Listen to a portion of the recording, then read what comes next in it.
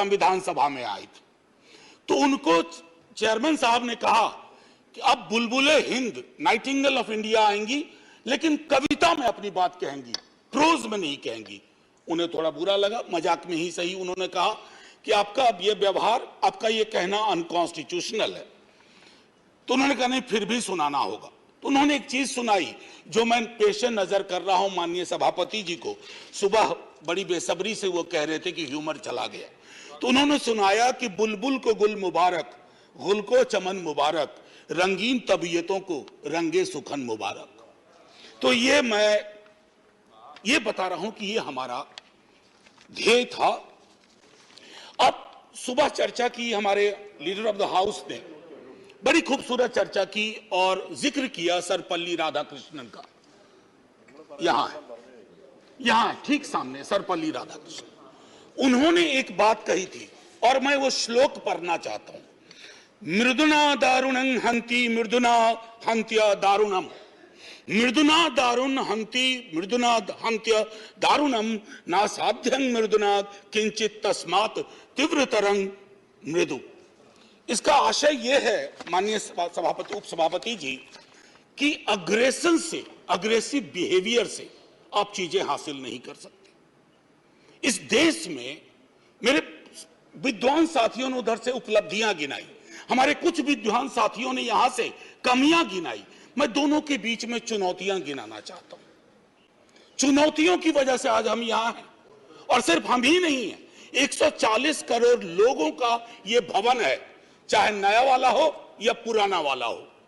तो आज के दिन ये मेरी ओर से एक विदाई भाषण भी है अपने दल की ओर से, इस इमारत को, जिस इमारत में हिंदुस्तान की तकदीर लिखी गई संविधान सभा के माध्यम से। और वो तकदीर लिखने वाले संकीर्ण दायरों में नहीं सोचते थे। मैं उस पर आऊंगा थोड़ा 2 मिनट के बाद। माननीय सभापति जी,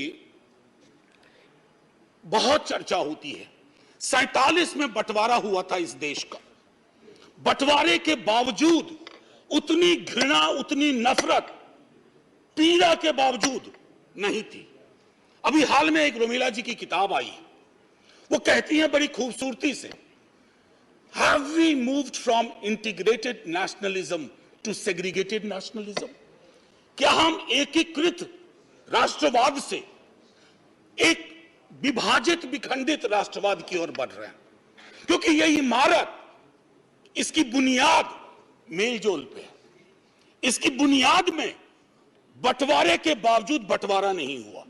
तो मैं हाथ जोड़ के विनती करूंगा, सरकार जरूर बनाइए, अगला चुनाव भी लड़ेंगे, खूब दिल से लड़ेंगे, इंडिया भी रहेगा, भारत भी रहेगा, कोई में से एक चॉइस नहीं है, क्योंकि हमको इंडिया भारत करके जम्बू द्वीप तक नहीं जाना है।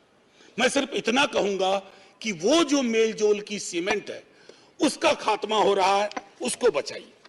माननीय सभापति जी, मैं 2 व्यक्तियों के मध्य में अपनी कुछ बात रखना चाहता हूं। संविधान सभा में ऑब्जेक्टिव रेजोल्यूशन जवाहरलाल जी लेके आए, और संविधान सभा में जब ड्राफ्ट सबमिट हुआ तो BR अंबेडकर ने वो ड्राफ्ट सबमिट किया। तो मैं सिर्फ कहता हूं, ऑब्जेक्टिव रेजोल्यूशन में बहुत सारी बातें थी, ये प्रस्तावना के बारे में, सॉवरेन डेमोक्रेटिक रिपब्लिक के बारे में काफी कुछ बोल चुके हैं, सॉवरेनिटी गिरवी ना चली जाए, मौलिक अधिकारों के बारे में।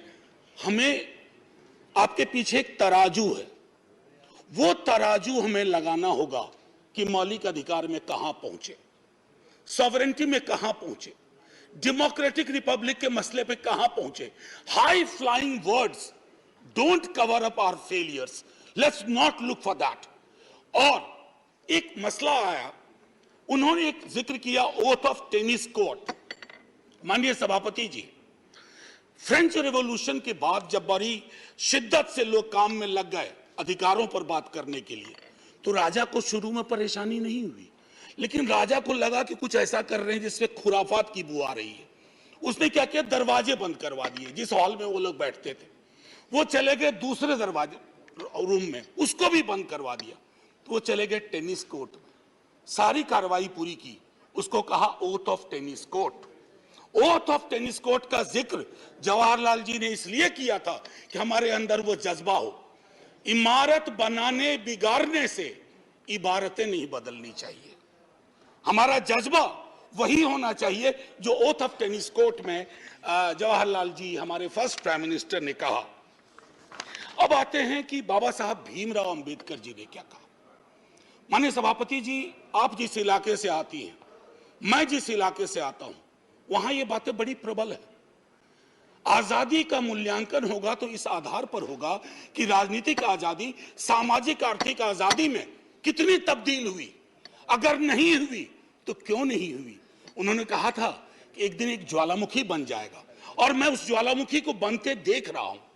वो इसलिए बनते देख रहा हूं कि जब मैं देखता हूं कि बिहार के जातिगत सर्वेक्षण पे देश के सॉलिसिटर जनरल कोर्ट में खड़े हो जाते हैं, तो मैं देखता हूं ब्लॉक करने की कोशिश हो रही है।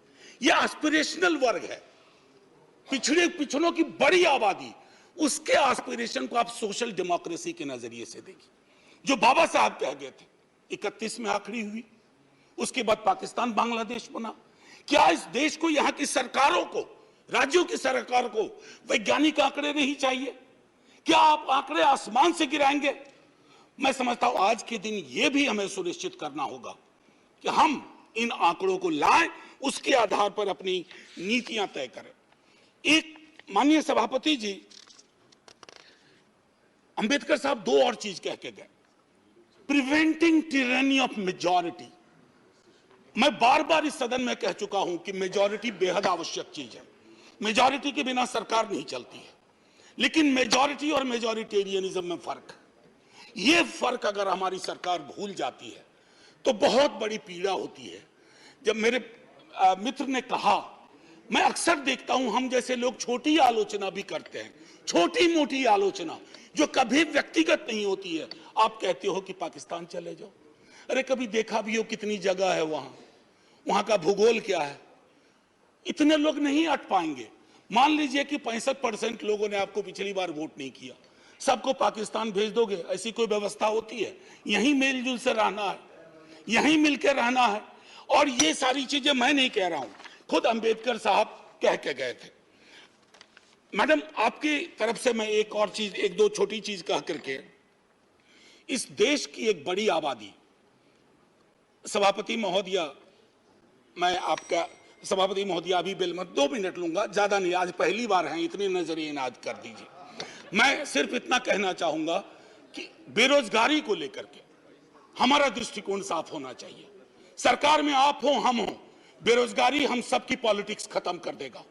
राइट टू एम्प्लॉयमेंट के लिए हम क्या सोच रहे हैं, और इस देश की एक बड़ी आबादी से देशभक्ति का जो प्रमाण पत्र हम मांगते हैं ना मैडम, वो कहीं चलेगा नहीं। मैं आखिरी चीज कह करके एक सुनाना चाहता था। मैं इसलिए कहता हूं, वो एक घर में 5 सदस्य हैं, उसमें हर 5वां सदस्य उस आबादी का है। अगर उस घर में उस 5वें सदस्य को आप एलिनेट करेंगे, दूर करेंगे, घर कभी महफूज नहीं रह सकता। और आखिरी में मैं साहिर को जाता हूं और वहीं खत्म कर दूंगा, आपको घंटी बजाने की जरूरत नहीं पड़ती। आओ कि आज गौर करें इस सवाल पर, देखे थे हमने वो हंसी ख्वाब क्या हुए। दौलत बढ़ी तो मुल्क में अफलास क्यों बढ़ा, खुशहाली आवाम के असबाब क्या हुए। जो अपने साथ साथ चले कुएदार तक, वो दोस्त वो रफीक वो अहबाब क्या हुए। क्या मोल लग रहा है शहीदों के खून का, क्या मोल लग रहा है शहीदों के खून का, मरते थे जिन पे हम वो सजाए याब क्या हुए। बेकस बरहनगी को कफन तक नहीं नसीब, वो बादा आए अतलसों के मुखाब क्या हुए। जमहूरियत नवाज बशर दोस्त अमन ख्वाह, खुद को जो खुद दिए थे वो अलकाब क्या हुए। मजहब का रोग आज भी क्यों लाइलाज है, मजहब का रोग आज भी क्यों लाइलाज है। वो नुस्खा हाय नादिर नायाब क्या हुए। हर कूचा शोला जा रहे हर शहर कत्लगाह, यकजहती या हयात के आदाब क्या हुए। सहराए तीरगी में भटकती है जिंदगी, उभरे थे जो उफक पे वो माताब क्या हुए। मुजरिम हूं अगर मैं तो गुनहगार तुम भी हो, मुजरिम हूं अगर मैं तो गुनहगार तुम भी हो। ए रहबराने कौम खताकार तुम भी हो। Jai Hind ma'am, and salute to all the freedom fighters, संविधान सभा के उन तमाम लोगों को। और मैं चाहूंगा कि सेंगोल के बगल में एक बड़ी आकृति में इनकी तस्वीरें वहां लगाई जाएं और हमें प्रेरणा देते रहें। जय हिंद। धन्यवाद। श्री वीरेंद्र प्रसाद वैश्य। श्री वीरेंद्र प्रसाद Yes, I'm here. Vysya. Thank you, Madam Chairman, for allowing me to speak on the historic occasion. Today is the last day. If in our parliament life we are sitting, we all the members sitting for the last time in this building. Tomorrow, another journey will start. It is privilege for us. We are the person who got opportunity to speak, attend this old parliament, and we are going to get opportunity to speak in our new parliament. I remember, sir, when I was a student of class 8, for the first time in my life, I visited Delhi. So I am from Assam. You know, northeastern region, more than 2,000 kilometers away from the duty.